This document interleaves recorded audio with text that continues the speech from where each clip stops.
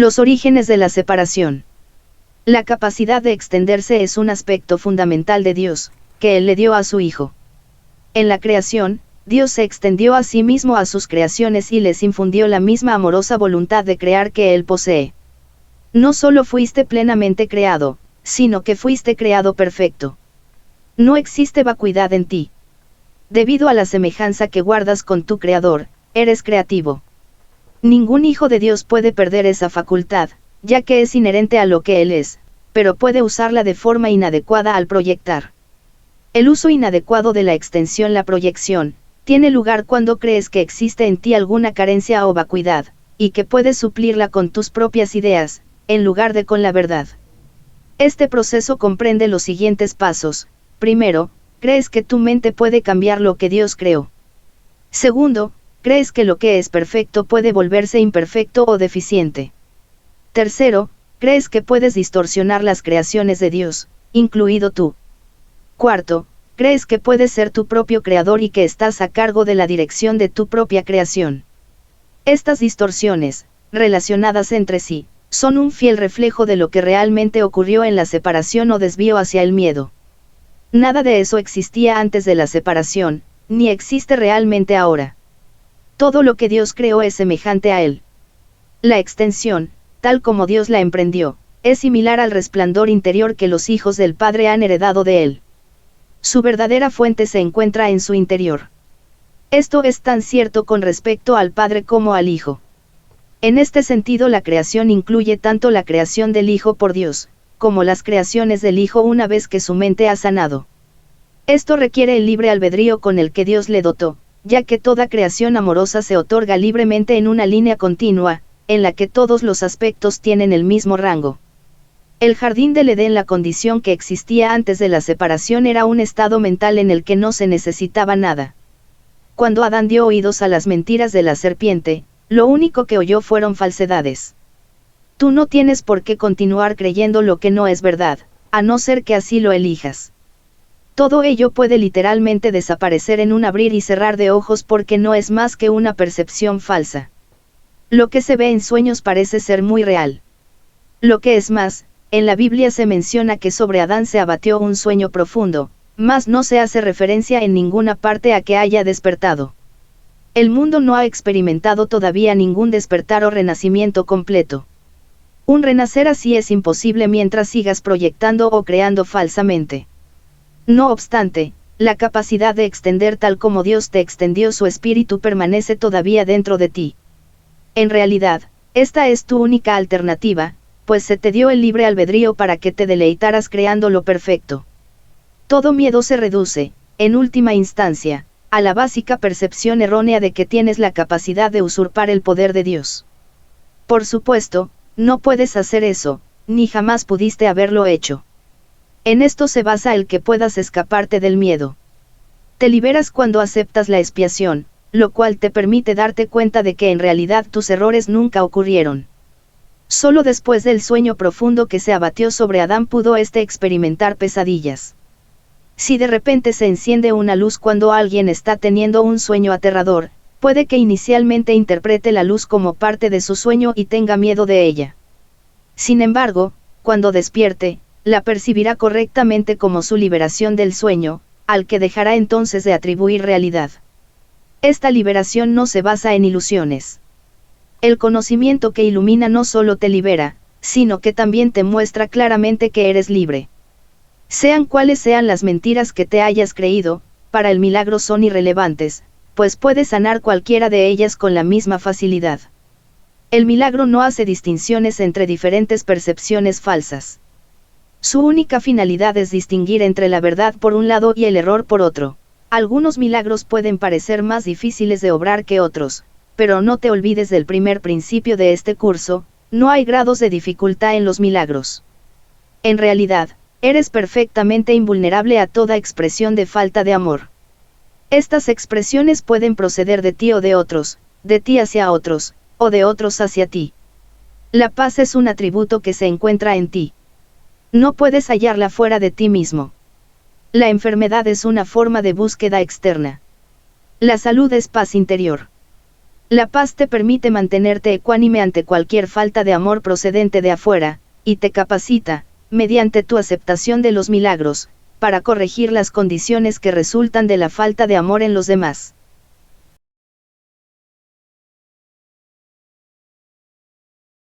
La expiación como defensa. Puedes hacer cualquier cosa que yo te pida. Te he pedido que obres milagros, y he dejado claro que los milagros son naturales, correctivos, sanadores y universales. No hay nada que no puedan lograr, pero no pueden llevarse a cabo con un espíritu de duda o de temor. Cuando tienes miedo de algo, estás admitiendo que ello tiene el poder de hacerte daño. Recuerda que donde esté tu corazón, allí también estará tu tesoro. Crees en lo que consideras valioso. Si tienes miedo, es que estás equivocado con respecto a lo que es valioso.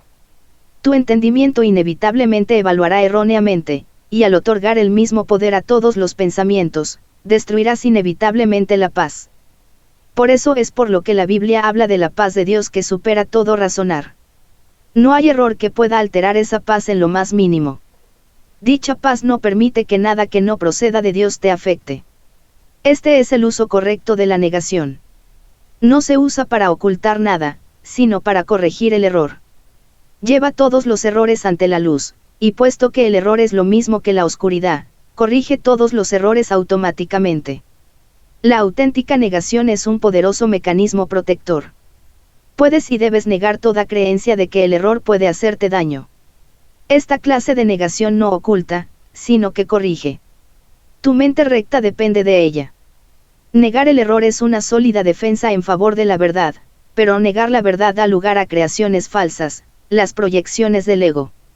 La negación del error, puesta al servicio de la mente recta, libera a la mente y restablece la libertad de la voluntad. Cuando la voluntad es realmente libre, no puede crear falsamente porque solo reconoce la verdad. Puedes defender la verdad, así como el error. Los medios son más fáciles de entender después de que se ha establecido firmemente el valor del objetivo. Pero lo que hay que tener en cuenta es cuál es su propósito. Todo el mundo defiende su tesoro, y lo hace automáticamente. Las preguntas esenciales son, pues, ¿qué es realmente importante para ti, y cuán importante lo es?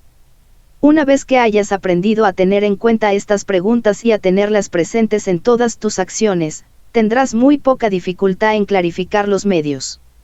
Los medios están a tu disposición siempre que los pidas. Puedes, sin embargo, ahorrar tiempo si no aplazas innecesariamente este paso. Un enfoque correcto lo acortará enormemente. La expiación es la única defensa que no puede usarse destructivamente porque no es un recurso que tú mismo hayas inventado. El principio de la expiación estaba en vigor mucho antes de que ésta comenzara. El principio era el amor y la expiación fue un acto de amor. Antes de la separación los actos eran innecesarios porque no existía la creencia en el tiempo ni en el espacio. Fue solo después de la separación cuando se planearon la expiación y las condiciones necesarias para su cumplimiento. Se necesitó entonces una defensa tan espléndida que fuese imposible usarla indebidamente, aunque fuese posible rechazarla. Su rechazo, no obstante, no podía convertirla en un arma de ataque, que es la característica intrínseca de otras defensas. La expiación, pues, resulta ser la única defensa que no es una espada de dos filos. Tan solo puede sanar. La expiación se instituyó dentro de la creencia en el tiempo y en el espacio para fijar un límite a la necesidad de la creencia misma, y, en última instancia, para completar el aprendizaje. La expiación es la lección final. El aprendizaje en sí, al igual que las aulas donde tiene lugar, es temporal. La capacidad para aprender carece de valor cuando ya no hay necesidad de cambiar. Los que son eternamente creativos no tienen nada que aprender. Tú puedes aprender a mejorar tus percepciones y puedes convertirte progresivamente en un mejor alumno. De este modo habrá cada vez más armonía entre la creación y tú, pero la filiación en sí es una creación perfecta y la perfección no tiene grados. El aprendizaje tiene sentido únicamente mientras se crea en diferencias. La evolución es un proceso en el que aparentemente pasas de una etapa a la siguiente. Corriges tus previos tropiezos yendo hacia adelante. Este proceso es realmente incomprensible en términos temporales, puesto que retornas a medida que avanzas. La expiación es el medio a través del cual puedes liberarte del pasado a medida que avanzas. La expiación desvanece los errores que cometiste en el pasado, haciendo de este modo innecesario el que sigas volviendo sobre tus pasos sin avanzar hacia tu retorno. En este sentido la expiación ahorra tiempo, pero al igual que el milagro al que sirve, no lo abole. Mientras siga habiendo necesidad de expiación, seguirá habiendo necesidad de tiempo. Pero la expiación, en cuanto que plan que ya se ha completado, tiene una relación única con el tiempo. Hasta que la expiación no se complete, sus diversas fases evolucionarán en el tiempo, pero la expiación en su totalidad se encuentra al final del tiempo. En ese punto el puente de retorno ya se ha construido. La expiación es un compromiso total. Puede que aún asocies esto con perder, equivocación esta que todos los hijos de Dios separados cometen de una u otra forma. Resulta difícil creer que una defensa que no puede atacar sea la mejor defensa. Eso es lo que se quiere decir con los mansos heredarán la tierra. Literalmente se apoderarán de ella debido a su fortaleza. Una defensa de doble filo es intrínsecamente débil precisamente porque tiene dos filos, y puede volverse contra ti inesperadamente. Esta posibilidad no se puede controlar excepto con milagros. El milagro convierte la defensa de la expiación en tu verdadera protección, y, a medida que adquieres más y más seguridad, asumes tu talento natural de proteger a otros, reconociéndote simultáneamente como hijo y como hermano.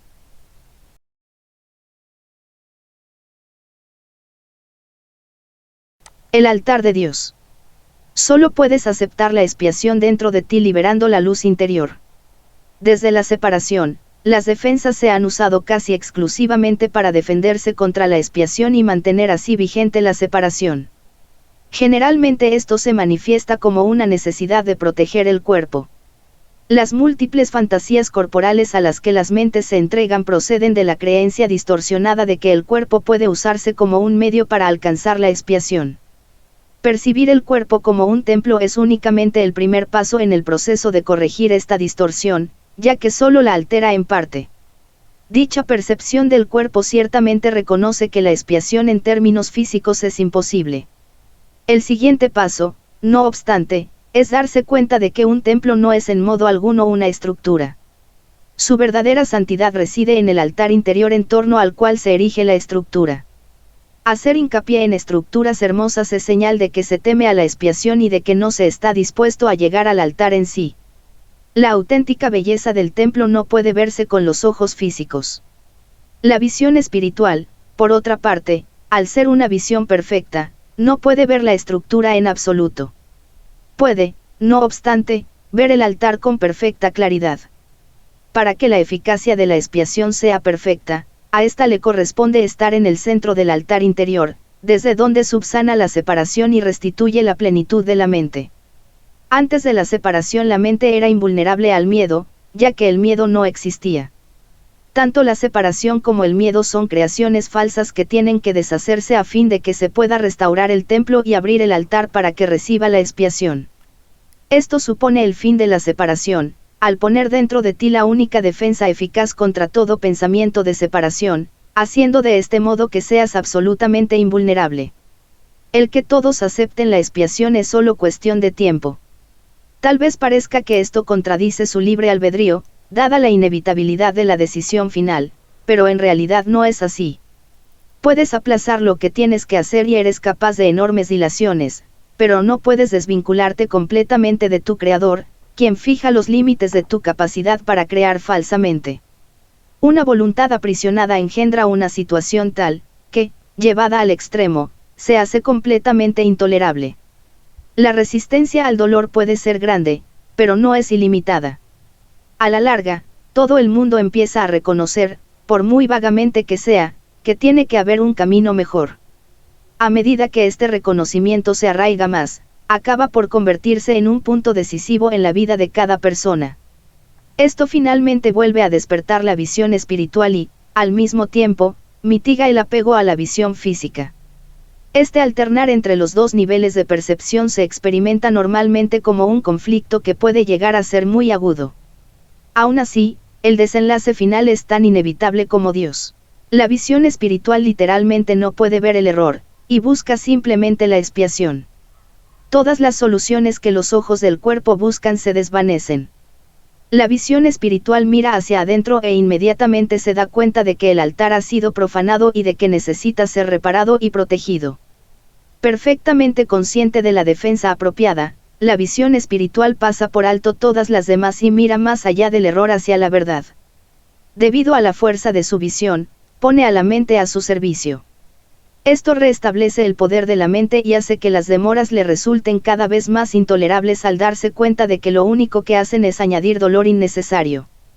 Como resultado de ello, la mente se vuelve cada vez más sensible a lo que antes habría considerado solo pequeñas molestias. Los hijos de Dios tienen derecho al perfecto bienestar que resulta de tener perfecta confianza. Hasta que no logran esto, se agotan a sí mismos y desperdician sus verdaderos poderes creativos en fútiles intentos de obtener un mayor bienestar valiéndose de medios inadecuados. Sin embargo, los medios reales ya les han sido provistos y no requieren esfuerzo alguno por su parte. La expiación es la única ofrenda digna de ser ofrecida en el altar de Dios, debido al valor que el altar en sí tiene. Fue creado perfecto y es absolutamente digno de recibir perfección. Entre Dios y sus creaciones existe una perfecta interdependencia. Él depende de ellas porque las creó perfectas. Les dio su paz para que nada las pudiese alterar ni engañar. Siempre que tienes miedo, te engañas a ti mismo, y tu mente no puede servir al Espíritu Santo. Eso te deja hambriento, pues te niega el pan de cada día. Dios se siente solo sin sus hijos, y sus hijos se sienten solos sin Él. Tienen que aprender a ver el mundo como un medio para poner fin a la separación. La expiación es la garantía de que finalmente lo lograrán.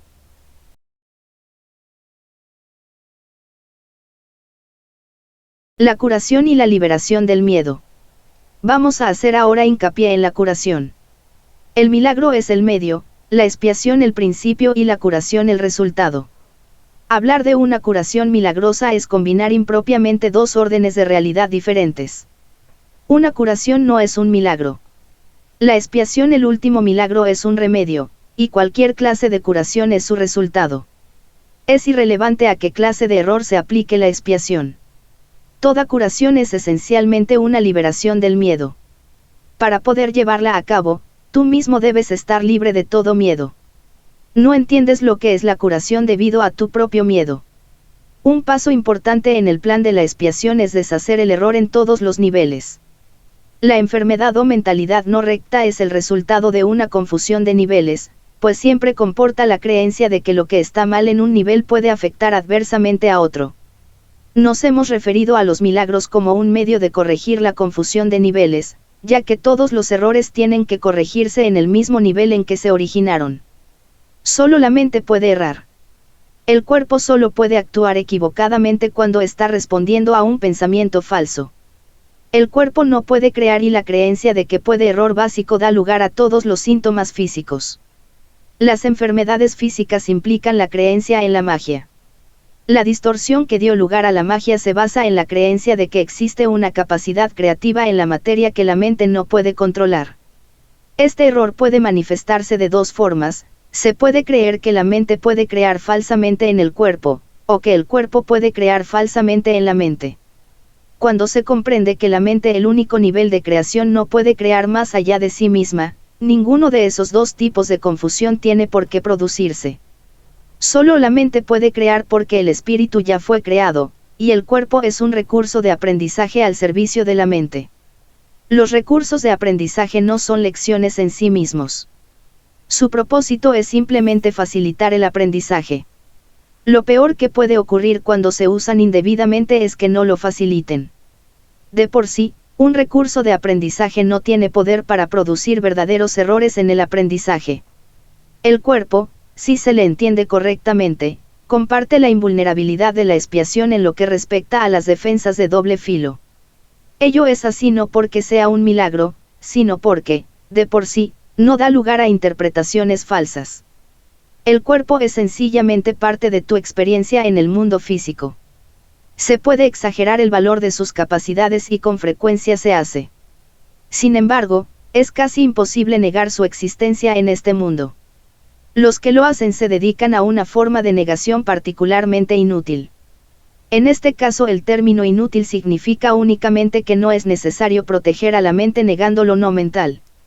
Si uno niega este desafortunado aspecto del poder de la mente, está negando también el poder mismo. Todos los remedios materiales que aceptas como medicamento para los males corporales son reafirmaciones de principios mágicos. Este es el primer paso que nos conduce a la creencia de que el cuerpo es el causante de sus propias enfermedades.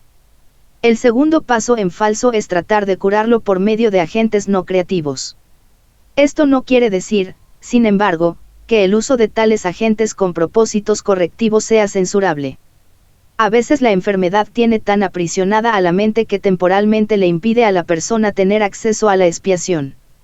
En ese caso, tal vez sea prudente usar un enfoque conciliatorio entre el cuerpo y la mente en el que a algo externo se le adjudica temporalmente la creencia de que puede curar.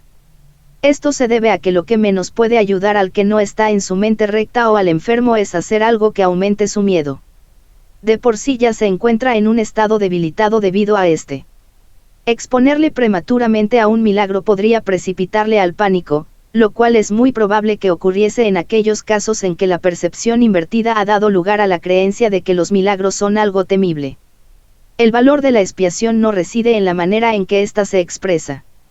De hecho, si se usa acertadamente, será expresada inevitablemente en la forma en que le resulte más beneficiosa a aquel que la va a recibir. Esto quiere decir que para que un milagro sea lo más eficaz posible, tiene que ser expresado en un idioma que el que lo ha de recibir pueda entender sin miedo. Eso no significa que ese sea necesariamente el más alto nivel de comunicación de que dicha persona es capaz. Significa, no obstante, que ese es el más alto nivel de comunicación de que es capaz ahora. El propósito del milagro es elevar el nivel de comunicación, no reducirlo mediante un aumento del miedo.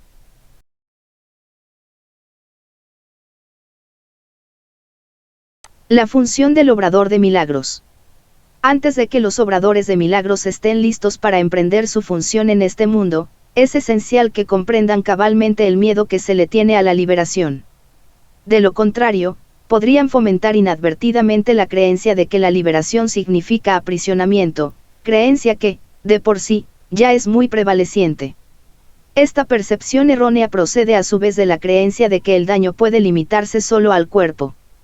Ello se debe al miedo subyacente de que la mente puede hacerse daño a sí misma. Ninguno de esos errores es significativo, ya que las creaciones falsas de la mente en realidad no existen. Este reconocimiento es un recurso protector mucho más eficaz que cualquier forma de confusión de niveles porque introduce la corrección al nivel del error. Es esencial recordar que solo la mente puede crear, y que la corrección solo puede tener lugar en el nivel del pensamiento. Para ampliar algo que ya se mencionó anteriormente, el espíritu ya es perfecto, y, por lo tanto, no requiere corrección. El cuerpo no existe, excepto como un recurso de aprendizaje al servicio de la mente. Este recurso de aprendizaje, de por sí, no comete errores porque no puede crear. Es obvio, pues, que inducir a la mente a que renuncie a sus creaciones falsas es la única aplicación de la capacidad creativa que realmente tiene sentido. La magia es el uso insensato o mal creativo de la mente. Los medicamentos físicos son una forma de hechizo, pero si tienes miedo de usar la mente para curar, no debes intentar hacerlo. El hecho mismo de que tengas miedo hace que tu mente sea vulnerable a crear falsamente. Es probable, por lo tanto, que no entiendas correctamente cualquier curación que pudiera producirse, y puesto que el egocentrismo va normalmente acompañado de miedo, tal vez no puedas aceptar la verdadera fuente de la curación. En tal caso, es menos arriesgado depender temporalmente de artificios curativos físicos, ya que no puedes percibirlos erróneamente como tus propias creaciones. Mientras tu sensación de vulnerabilidad persista, no debes intentar obrar milagros. He dicho ya que los milagros son expresiones de una orientación milagrosa, y una orientación milagrosa no es otra cosa que una mentalidad recta. Los que poseen una mentalidad recta no exaltan ni menosprecian la mente del que obra milagros ni la del que los recibe. En cuanto medio de corrección, sin embargo, el milagro no tiene que esperar a que el que los ha de recibir goce de una mentalidad recta. De hecho, su propósito es restituirle su mente recta. Es esencial, no obstante, que el obrador de milagros esté en su mente recta, aunque sea brevemente, o, de lo contrario, será incapaz de restablecer la mentalidad recta en otros. El sanador que confía en su propio estado de preparación pone en peligro su entendimiento.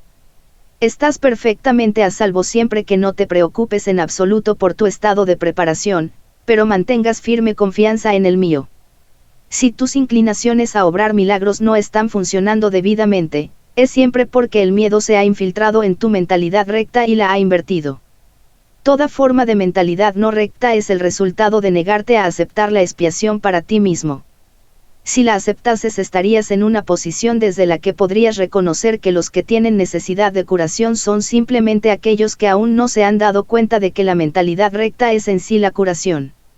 La única responsabilidad del obrador de milagros es aceptar la expiación para sí mismo. Esto significa que reconoces que la mente es el único nivel creativo, y que la expiación puede sanar sus errores. Una vez que hayas aceptado esto, tu mente podrá solamente sanar. Al negarle a tu mente cualquier potencial destructivo y restituir de nuevo sus poderes estrictamente constructivos, te colocas en una posición desde la que puedes eliminar la confusión de niveles en otros. El mensaje que entonces les comunicas es el hecho irrefutable de que sus mentes son igualmente constructivas y de que sus creaciones falsas no pueden hacerles daño. Al afirmar esto liberas a la mente de la tendencia a exagerar el valor de su propio recurso de aprendizaje, y la restituyes a su verdadero papel de estudiante. Debe subrayarse nuevamente que al cuerpo le resulta tan imposible aprender como crear. En cuanto que recurso de aprendizaje se deja llevar simplemente por el estudiante, más si se le dota falsamente de iniciativa propia, se convierte en una seria obstrucción para el mismo aprendizaje que debería facilitar. Solo la mente es capaz de iluminación. El espíritu ya está iluminado, y el cuerpo, de por sí, es demasiado denso. La mente, sin embargo, puede hacer llegar su iluminación hasta el cuerpo al reconocer que éste no es el estudiante y que, por lo tanto, no tiene la capacidad de aprender. Es muy fácil, no obstante, poner al cuerpo en armonía con la mente una vez que ésta ha aprendido a mirar más allá de él hacia la luz. El aprendizaje que verdaderamente corrige comienza siempre con el despertar del espíritu y con el rechazo de la fe en la visión física. Esto frecuentemente entraña temor, ya que tienes miedo de lo que tu visión espiritual te mostraría. Anteriormente dije que el Espíritu Santo no puede ver errores, y que solo puede mirar más allá de ellos hacia la defensa de la expiación. No cabe duda de que esto puede producir incomodidad, mas la incomodidad no es el resultado final de la percepción. Cuando se le permite al Espíritu Santo contemplar la profanación del altar, él mira de inmediato también hacia la expiación. Nada que él perciba puede producir miedo. Todo lo que resulta de la conciencia espiritual simplemente se canaliza hacia la corrección. La incomodidad se manifiesta únicamente para traer a la conciencia la necesidad de corrección. El miedo a la curación surge, en última instancia, de no estar uno completamente dispuesto a aceptar que la curación es necesaria. Lo que el ojo físico ve no es correctivo, ni tampoco es posible corregir el error mediante ningún medio físicamente visible. Mientras creas en lo que tu visión física te muestra, tus intentos de corregir procederán de un falso asesoramiento. La verdadera visión queda nublada porque te resulta intolerable ver tu propio altar profanado. Mas como el altar ha sido profanado, tu estado se torna doblemente peligroso a menos que percibas que así ha sido. Curar es una habilidad que se desarrolló después de la separación, antes de la cual era innecesaria.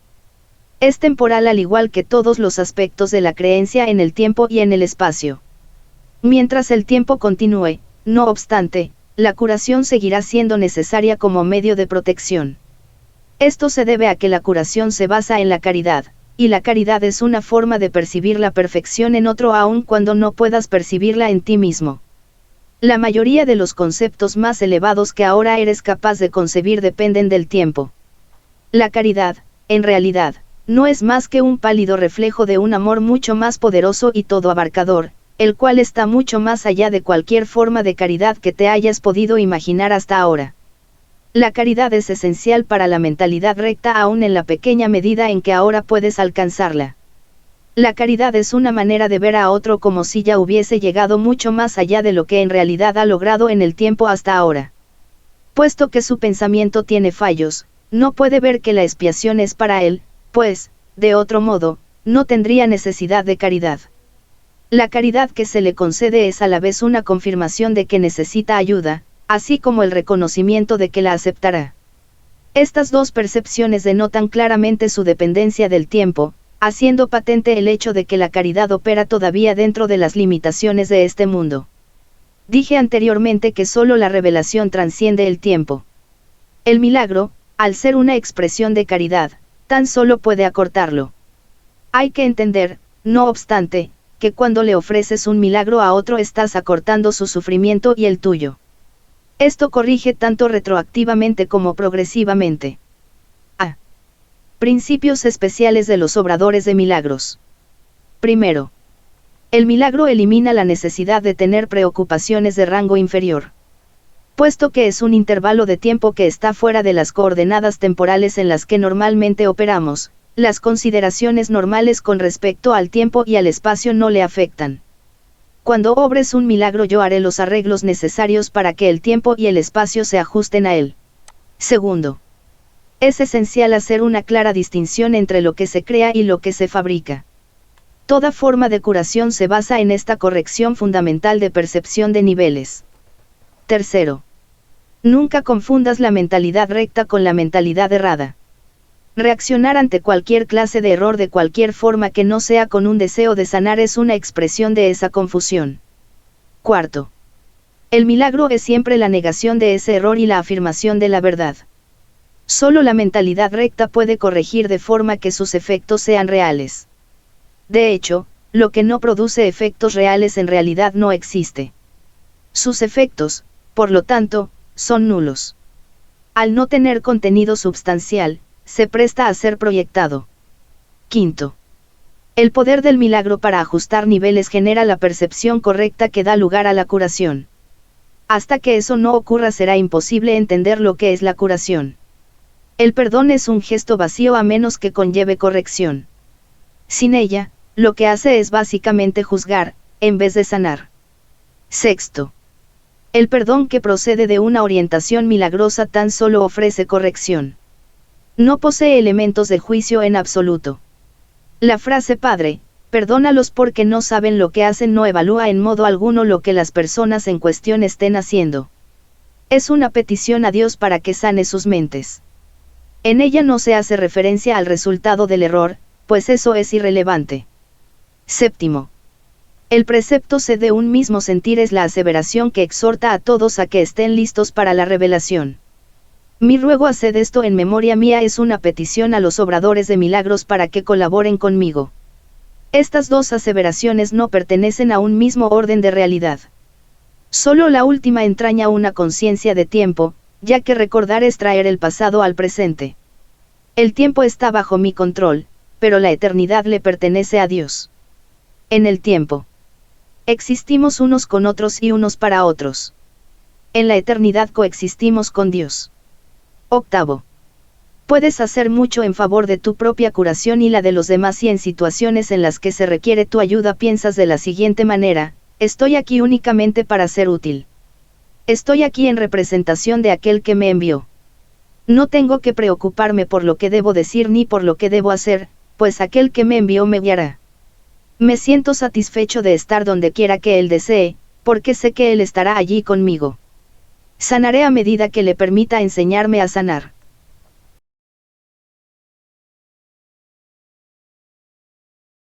Miedo y conflicto.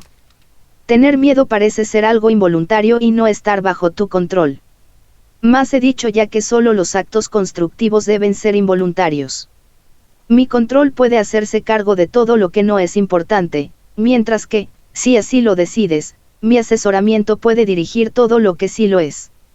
Yo no puedo controlar el miedo, pero este puede ser autocontrolado. Tu miedo me impide darte mi control. La presencia del miedo indica que has elevado pensamientos corporales al nivel de la mente. Eso los pone fuera de mi control y te hace sentir personalmente responsable de ellos, lo cual es una obvia confusión de niveles. Yo no fomento la confusión de niveles, tú debes, no obstante, elegir corregirla. Tú no justificarías un comportamiento demente por tu parte diciendo que no pudiste evitarlo. ¿Por qué, entonces, condonas pensamientos dementes? Hay una confusión en esto que te convendría examinar detenidamente. Tal vez creas que eres responsable de lo que haces, pero no de lo que piensas. La verdad es que eres responsable de lo que piensas porque es solamente en ese nivel donde puedes ejercer tu poder de decisión. Tus acciones son el resultado de tus pensamientos. No puedes separarte de la verdad otorgándole autonomía al comportamiento. Este lo controlo yo automáticamente tan pronto como pongas tu pensamiento bajo mi dirección. Siempre que tienes miedo es señal inequívoca de que le has permitido a tu mente crear falsamente y de que no me has permitido guiarla. De nada sirve pensar que controlando los resultados de cualquier pensamiento falso se pueda producir una curación. Cada vez que tienes miedo es porque has tomado una decisión equivocada. Esa es la razón por la que te sientes responsable de ello. Tienes que cambiar de mentalidad, no de comportamiento, y eso es cuestión de que estés dispuesto a hacerlo. No necesitas orientación alguna excepto a nivel mental. La corrección debe llevarse a cabo únicamente en el nivel en que es posible el cambio. El cambio no tiene ningún sentido en el nivel de los síntomas donde no puede producir resultados. Deshacer el miedo es tu responsabilidad. Cuando pides que se te libere del miedo, estás implicando que no lo es. En lugar de ello, deberías pedir ayuda para cambiar las condiciones que lo suscitaron. Esas condiciones siempre entrañan el estar dispuesto a permanecer separado. A ese nivel tú puedes evitarlo. Eres demasiado tolerante con las divagaciones de tu mente, y condonas pasivamente sus creaciones falsas. El resultado particular no importa, lo que importa es el error fundamental. La corrección es siempre la misma. Antes de decidir hacer algo, pregúntame si tu elección está de acuerdo con la mía. Si estás seguro de que lo está, no tendrás miedo. El miedo es siempre un signo de tensión que surge cuando hay conflicto entre lo que deseas y lo que haces. Esta situación se presenta de dos maneras. Primera, puedes elegir hacer cosas conflictivas, ya sea simultánea o sucesivamente. Esto da lugar a un comportamiento conflictivo, lo cual te resulta intolerable porque la parte de la mente que quiere hacer otra cosa se enfurece. Segunda, puedes comportarte de acuerdo a cómo crees que debes, más sin querer hacerlo realmente. Esto da lugar a un comportamiento congruente, pero conlleva gran tensión. En ambos casos, la mente y el comportamiento están en desacuerdo, lo cual da lugar a una situación en la que estás haciendo algo que realmente no quieres hacer. Esto suscita una sensación de coerción que normalmente produce furia, y es muy probable que también dé lugar a proyecciones. Siempre que tienes miedo, es porque aún estás indeciso.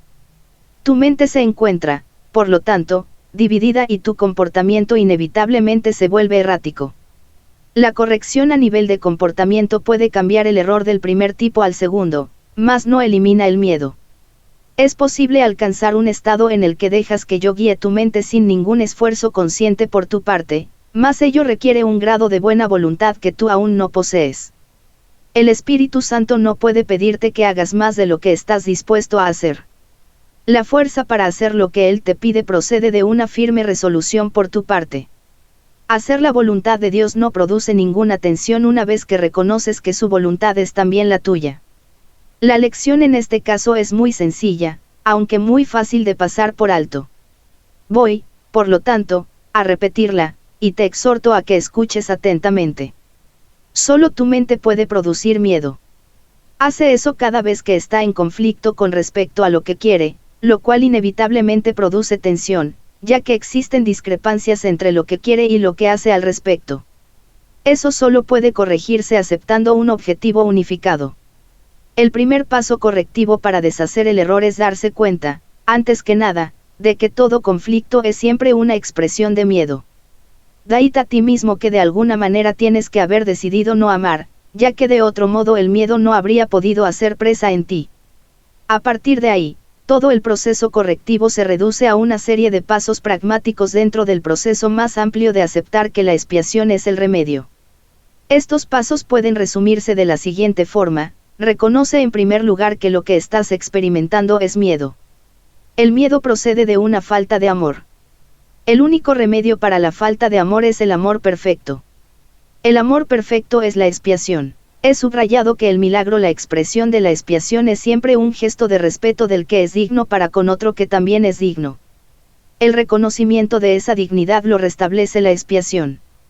Resulta obvio, por lo tanto, que cuando tienes miedo, te has colocado a ti mismo en una posición en la que necesitas la expiación. Has actuado sin amor, al haber elegido sin amor. Esta es precisamente la situación para la que se instituyó la expiación. La necesidad del remedio inspiró su establecimiento. Mientras te limites a reconocer únicamente la necesidad del remedio, seguirás teniendo miedo. Sin embargo, tan pronto como aceptes el remedio, habrás deshecho el miedo. Así es como tiene lugar la verdadera curación. Todo el mundo experimenta miedo. Sin embargo, no se requeriría más que una pequeña dosis de recto pensar para que uno pudiese darse cuenta de por qué se produce. Son muy pocos los que aprecian el verdadero poder de la mente, y nadie permanece totalmente consciente de él todo el tiempo. No obstante, si esperas librarte del miedo, hay algunas cosas que debes comprender, y comprender plenamente. La mente es muy poderosa y jamás pierde su fuerza creativa. Nunca duerme. Está creando continuamente. Es difícil reconocer la oleada de poder que resulta de la combinación de pensamiento y creencia, la cual puede literalmente mover montañas. A primera vista parece arrogante creer que posees tal poder, mas no es esa la verdadera razón de que no lo creas. Prefieres creer que tus pensamientos no pueden ejercer ninguna influencia real porque de hecho tienes miedo de ellos.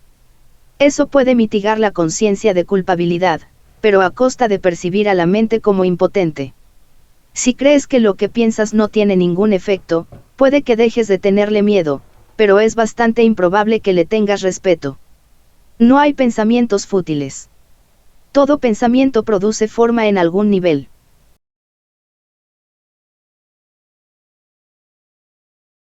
Causa y efecto. Puede que todavía te quejes de que tienes miedo, pero aún así sigues atemorizándote a ti mismo. He indicado ya que no puedes pedirme que te libere del miedo. Yo sé que no existe, pero tú no. Si me interpusiese entre tus pensamientos y sus resultados, estaría interfiriendo en la ley básica de causa y efecto, la ley más fundamental que existe. De nada te serviría el que yo menospreciase el poder de tu pensamiento. Ello se opondría directamente al propósito de este curso. Es mucho más eficaz que te recuerde que no ejerces suficiente vigilancia con respecto a tus pensamientos. Tal vez pienses que a estas alturas solo un milagro te capacitaría para hacer eso, lo cual es absolutamente cierto. No estás acostumbrado a pensar con una mentalidad milagrosa, pero se te puede enseñar a pensar de esa manera. Todos los obradores de milagros necesitan este tipo de instrucción. No puedo permitir que dejes de vigilar a tu mente, ya que de otro modo no podrías ayudarme. Obrar milagros requiere el que uno se dé cuenta plenamente del poder de los pensamientos a fin de evitar las creaciones falsas. De lo contrario, sería necesario un milagro que rectificase a la mente misma, proceso circular este que no propiciaría el colapso del tiempo que es para lo que el milagro se concibió. El obrador de milagros debe poseer un genuino respeto por la verdadera ley de causa y efecto como condición previa para que se produzca el milagro. Tanto el milagro como el miedo proceden de pensamientos. Si no eres libre de elegir uno, tampoco serás libre de elegir el otro. Al elegir el milagro, rechazas el miedo aunque solo sea temporalmente. Te has sentido temeroso de todo el mundo y de todas las cosas. Tienes miedo de Dios, de mí y de ti mismo. Nos has percibido erróneamente o creado falsamente, y crees en lo que has fabricado. No habrías podido hacer nada de eso si no hubieses tenido miedo de tus propios pensamientos. Los temerosos no pueden sino crear falsamente, puesto que perciben erróneamente la creación. Cuando creas falsamente no puedes sino sufrir. El principio de causa y efecto se convierte ahora en un verdadero catalizador, aunque solo sea temporalmente. En realidad, causa es un término que le corresponde propiamente a Dios, y su efecto es su Hijo. Esto supone una serie de relaciones de causa y efecto completamente diferentes de las que tú introduces en tus creaciones falsas. El conflicto fundamental en este mundo es, pues, entre la creación y la creación falsa. Todo miedo está implícito en la segunda, y todo amor en la primera. El conflicto es, por lo tanto, entre el amor y el miedo. Ya hemos dicho que crees que no puedes controlar el miedo porque tú mismo lo inventaste, y tu creencia en él parece ponerlo fuera de control. Sin embargo, todo intento de resolver el error tratando de dominar el miedo es inútil. De hecho, eso no hace más que corroborar su poder, al asumir que necesita ser dominado. La verdadera solución descansa enteramente en alcanzar el dominio por medio del amor. En el ínterin, no obstante, la sensación de conflicto es inevitable, ya que te has colocado a ti mismo en una posición en la que crees en el poder de algo que no existe. La nada y el todo no pueden coexistir. Creer en uno es negar el otro. El miedo no es nada realmente y el amor lo es todo. Siempre que la luz irrumpe en la oscuridad desaparece. Lo que tú crees, es cierto para ti. En este sentido la separación ha ocurrido, y negarlo sería utilizar incorrectamente la negación. Concentrarse en el error, no obstante, no es más que otro error. El procedimiento correctivo inicial consiste en reconocer temporalmente que hay un problema, mas solo como señal de que tiene que ser corregido de inmediato. Esto da lugar a un estado mental en el que la expiación puede ser aceptada sin demora. Debe señalarse, no obstante, que, en última instancia, no puede haber transigencia alguna entre lo que lo es todo y lo que no es nada. El tiempo es esencialmente un recurso por medio del cual se puede abandonar toda idea de transigencia al respecto. Este proceso parece ser gradual debido únicamente a que el tiempo en sí comprende intervalos que no existen. La creación falsa hizo que esto fuese necesario como recurso de corrección. La aseveración porque tanto amó Dios al mundo que le dio su unigénito Hijo, para que todo el que crea en él no perezca, mas tenga vida eterna necesita solamente una leve corrección para que tenga sentido en este contexto, se lo dio a su unigénito Hijo. Debe observarse con especial atención que Dios tiene solamente un Hijo. Si todas las creaciones de Dios son hijos suyos, cada una de ellas tiene que ser parte integral de toda la filiación. La filiación, en su unicidad, transciende la suma de sus partes. Este hecho, no obstante, queda velado mientras falte una sola de ellas. Por eso es por lo que, en última instancia, el conflicto no se puede resolver hasta que todas las partes de la filiación hayan retornado.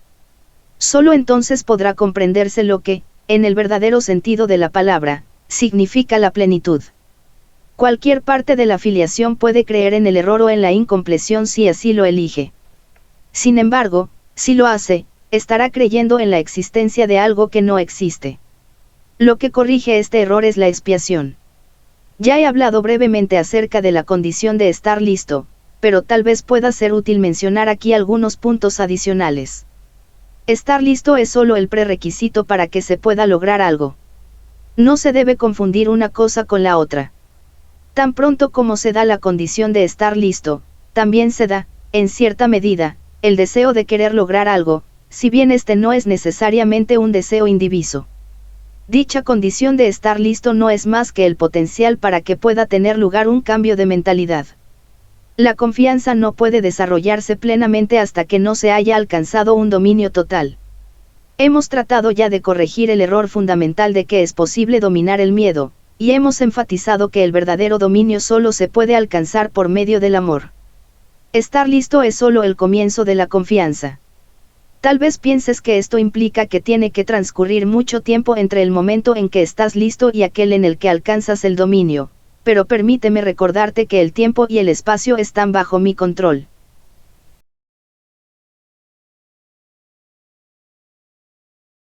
El significado del juicio final. Una de las maneras en que puedes corregir la confusión entre la magia y los milagros es recordando que tú no te creaste a ti mismo. Tiendes a olvidarte de esto cuando te vuelves egocéntrico, lo cual te coloca en una posición en la que es prácticamente inevitable creer en la magia. Tu voluntad de crearte fue dada por tu creador, quien estaba expresando esa misma voluntad en su creación. Puesto que la capacidad de crear reside en la mente, todo lo que creas es necesariamente una cuestión de voluntad.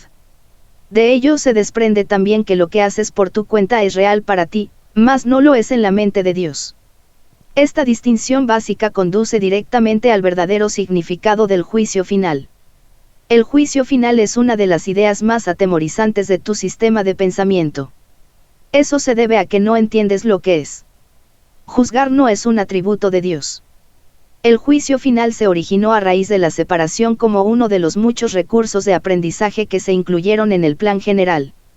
Del mismo modo en que la separación abarcó un periodo de millones de años, así el juicio final se extenderá por un periodo igualmente largo, o tal vez aún más largo. Su duración, no obstante, puede acortarse enormemente mediante los milagros, el recurso que acorta el tiempo, pero que no lo abole. Si un número suficiente de nosotros llega a alcanzar una mentalidad verdaderamente milagrosa, este proceso de acortar el tiempo puede llegar a ser virtualmente inconmensurable. Es esencial, no obstante, que te libres a ti mismo del miedo cuanto antes, pues tienes que escapar del conflicto si es que has de llevar paz a otras mentes. Por lo general, se considera al juicio final como un proceso que Dios emprendió. Pero en realidad son mis hermanos quienes lo emprenderán con mi ayuda.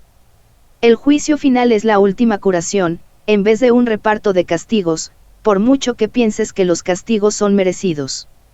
El castigo es un concepto completamente opuesto a la mentalidad recta, y el objetivo del juicio final es restituirte tu mentalidad recta. Se podría decir que el juicio final es un proceso de correcta evaluación. Significa simplemente que todos llegarán por fin a entender qué es lo que tiene valor y qué es lo que no lo tiene. Después de que esto ocurra, la capacidad para elegir podrá ser dirigida racionalmente. Pero hasta que no se haga esa distinción, las oscilaciones entre la voluntad libre y la aprisionada no podrán sino continuar. El primer paso hacia la libertad comprende separar lo falso de lo verdadero. Este es un proceso de separación en el sentido constructivo de la palabra, y refleja el verdadero significado del Apocalipsis. Al final cada cual contemplará sus propias creaciones y elegirá conservar solo lo bueno, tal como Dios mismo contempló lo que había creado y vio que era bueno. A partir de ahí, la mente podrá comenzar a contemplar sus propias creaciones con amor por razón del mérito que tienen. Al mismo tiempo, la mente repudiará inevitablemente sus creaciones falsas que, en ausencia de la creencia que las originó, dejarán de existir. El término juicio final asusta no solo porque ha sido proyectado sobre Dios, sino también por la asociación de la palabra final con la muerte. Este es un ejemplo sobresaliente de la percepción invertida. Si se examina objetivamente el significado del juicio final, queda muy claro que en realidad es el umbral de la vida. Nadie que viva atemorizado puede estar realmente vivo.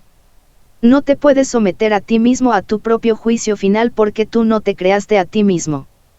Puedes, no obstante, aplicarlo significativamente, y en cualquier momento, a todo lo que has fabricado, y retener en la memoria solo lo creativo y lo bueno. Eso es lo que tu mentalidad recta no puede sino dictar.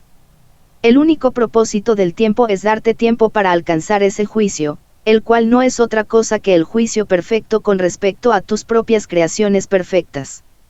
Cuando todo lo que retengas en la memoria sea digno de amor, no habrá ninguna razón para que sigas teniendo miedo.